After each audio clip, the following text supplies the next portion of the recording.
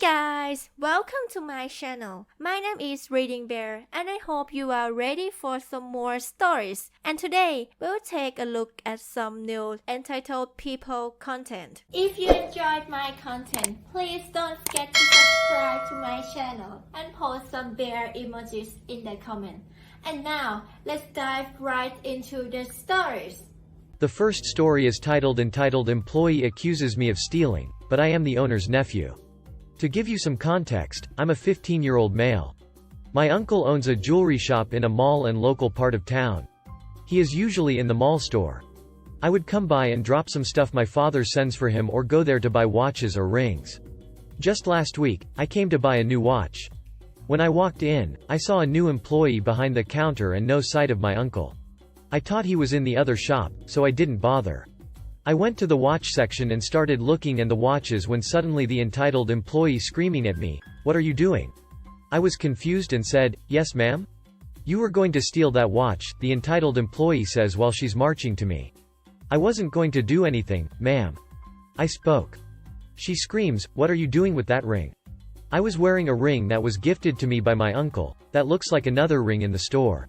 "This is my ring, and I got it from this exact store." I speak. She yells back at me, demanding that I pull out my pockets or she will call security. Put your pockets now or I will call mall security and get you kicked out." I repeat that I got that ring from the store, and I didn't steal anything. But she again demands me that I give back what belongs to the store. Suddenly, an employee I knew came to the store to start his shift.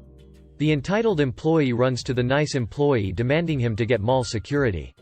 "Get security now and kick this shoplifter out," she yells. The nice employee looks back and sees me. I wave at him and he waves back with a grin. The nice employee says, "Sorry, insert entitled employee name, but Op is a regular customer. And not only that but, he is also the owner's nephew."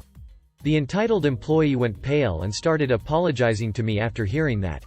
Then, she immediately went behind the counter. The nice employee went behind the counter and started talking to her about how to deal with customers. I picked out my watch and went over to the counter to pay. Apparently, the entitled employee was still in training, and the nice employee was supposed to supervise her. But the nice employee was late, so she had to open the store first. The nice employee apologized for her behavior, and he offers me a 10% discount, and I pay. I already had a 5% discount. A few days later, my uncle calls me and apologizes for the way the entitled employee. I then asked what her punishment is, and my uncle says she will not get paid for that whole day. I felt bad for her, because she was only in training. But my uncle said it's her fault, and do not be upset about it. The next story is titled Manager Didn't Care If My Brother Got Heat Stroke. So, this is my brother's story. He used to work for a grocery store that had a very strict dress code. Black pants, white dress shirt and tie. My brother said all the managers there were good, except for one named Brad. Brad didn't hold any full authority. He was on the lower end of the manager spectrum. And he wasn't even my brother's manager. Several times, when my brother would go out to collect carts, if it was a really hot day, he would take the tire off because it would make him feel a lot hotter. He said Brad would catch him a few times, and demand he put his tie back on.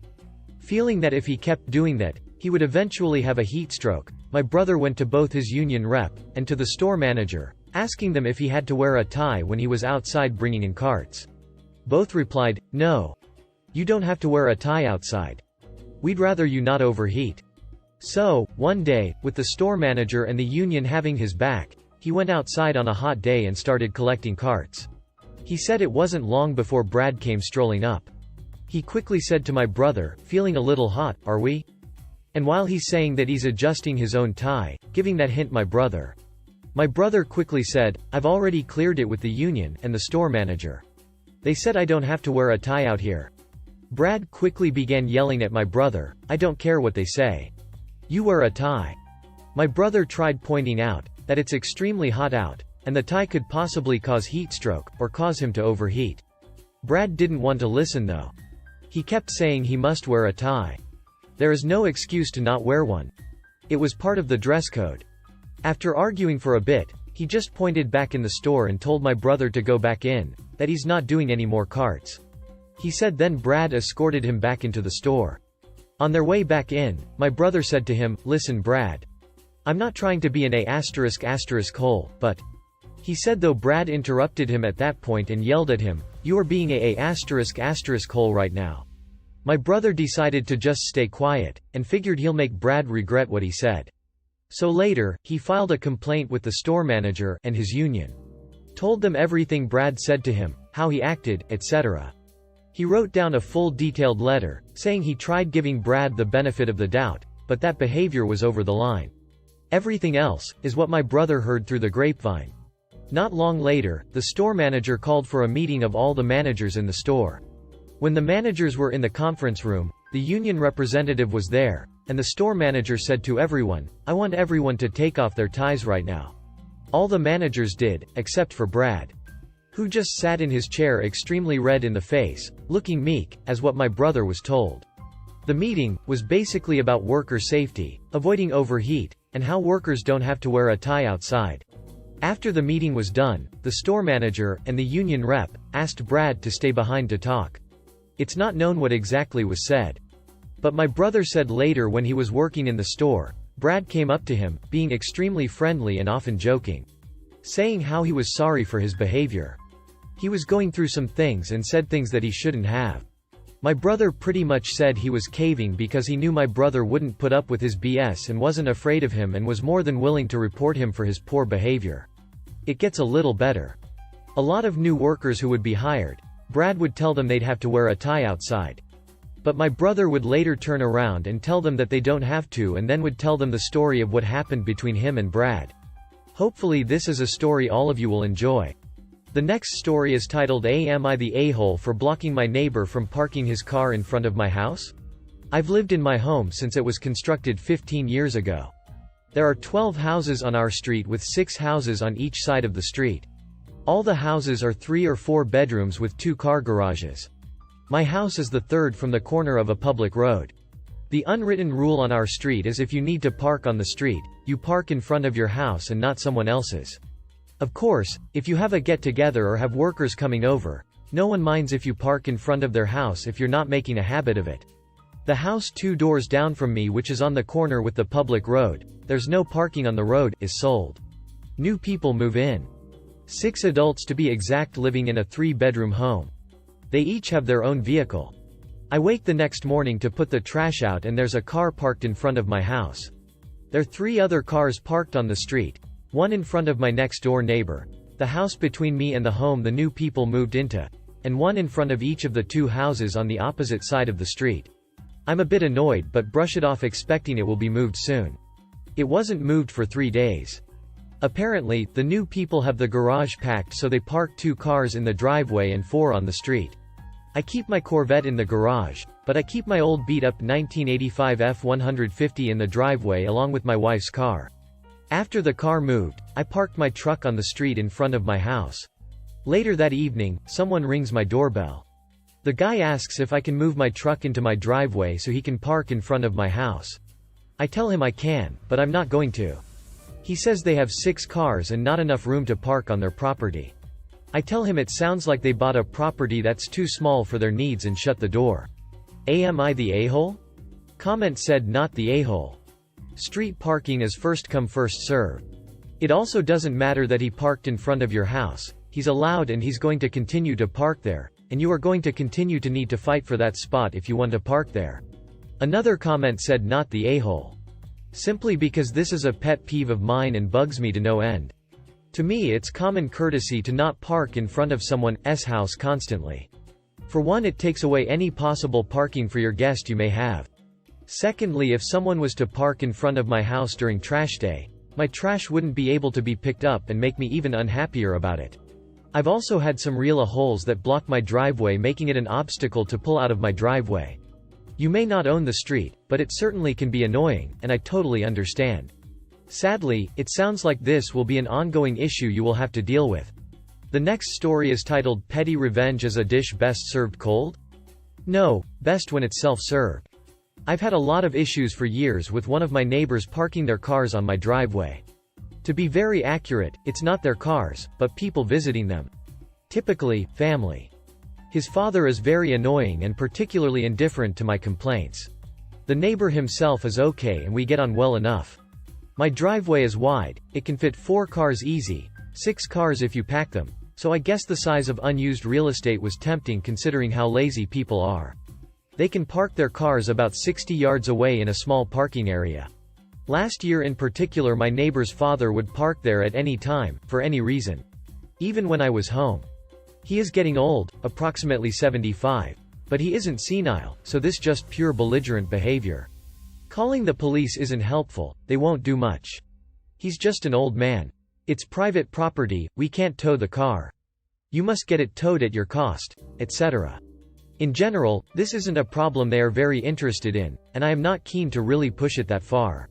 He parks there because it's a shorter walk and it's how we did things in the old days. Well, last year crossed some lines so I did get a sliding gate installed this year. It's a solid one, commercial grade, on rails and with steel bars. I didn't really want this gate, but given my driveway is quite wide this is the one they had in stock and waiting for the right one would take weeks and I was just about done with the constant annoyance. In fairness, whenever I'd call or text my neighbor they'd come and move the cars. But, it was annoying as hell. Well, it's Christmas 2022 and we went to visit friends. Last year they were at our place, so this time it's their turn. But I did forget to close the gate. Well, one thing worth mentioning is that there is a switch on the wall. This switch closes the gate. You push it, it closes. But it won't open it. To open it you need the key, the remote OR to open it from inside the house, with a code. And it's December, so it gets dark around 4:45 p.m. Around 5 p.m. I get a message from my neighbor. I get about 10. And then a call. He is in a panic. I checked my video system to see what was going on. What I see there is glorious in its splendor. His father parked there about 2 p.m. Then around 3 p.m. some other family members came in 2 cars. Around 5 p.m., dark outside, a 4th car with guests pulled in and, obviously looking for a light, someone pushed that button. And the gate closed. We won't be back until Tuesday. The phone call was hefty, but I just had to be direct and tell them they knew not to park there, and they did so anyway. Probably one of them will make the 4-hour drive to where we are now to pick up one remote and then drive 4 hours back. On Christmas Day.